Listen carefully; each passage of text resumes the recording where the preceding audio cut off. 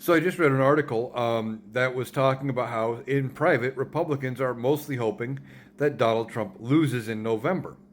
And this is no surprise to me because, well, we've already seen Republicans for Harris, and I have a video that I was talking about earlier today where Liz Cheney came out and endorsed Vice President Kamala Harris. So, and we've seen other prominent Republicans that have come out and endorsed Vice President Kamala Harris. So that doesn't surprise me. But why are they hoping that Donald Trump loses? Well, they're hoping against hope that with a Donald Trump loss, they can get back to doing what they used to do and be the Republican Party of old again. That without Donald Trump and most or some of the MAGA movement in there, that they can go back to being the Republicans as it used to be, and they can rebuild and regrow their party. I don't think it's going to be that simple, but they're hoping that they can maybe keep the Senate or flip the Senate. They may lose the House and the presidency, but they're hoping if they can hold the Senate, that they can block enough of Vice President Kamala Harris's agenda that they could then win the House in the midterms.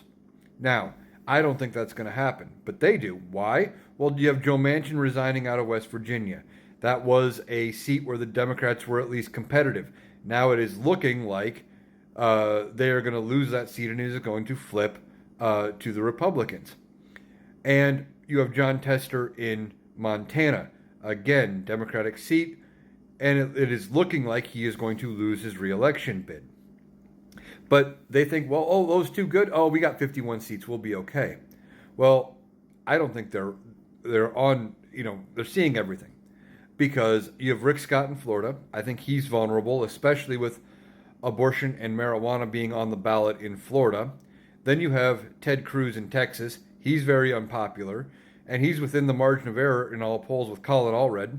So that's another seat that could potentially be up for grabs. Then you have Josh Hawley in Missouri, again, unpopular. So he potentially could be on the fence. And Missouri does have abortion on the ballot. And then you have Marsha Blackburn in Tennessee. Again, I think that is another seat that may be up for grabs. So those are four potential seats that could flip blue. And all the Democrats need is to flip one of them. And I think any one of them could flip. More likely than not, though, I think Ted Cruz will get beat. If Ted Cruz loses, it doesn't matter if we lose Montana. It doesn't matter about Joe Manchin not keeping his seat in West Virginia. But the Republicans are hoping that they can keep at least one of the chambers of Congress to counter Vice President Kamala Harris and do what they did to Barack Obama and just gum everything up and tie everything up. And they go, well, we got the Supreme Court too. So they want to tie everything up so she can get nothing done. And then with the Supreme Court, there's nothing that she can get anything passed. And without having both chambers of Congress, she can't reform the Supreme Court and put pressure on them and expand the court or do anything to flip the Supreme Court out of this hard conservative mentality so they can keep doing what they're doing. So it is very important that we get out, we vote, and we spread this message so the Republicans do not get the Senate, so that Vice President Kamala Harris has a favorable House, favorable Senate, she wins the presidency, and we don't let them continue their very dangerous agenda.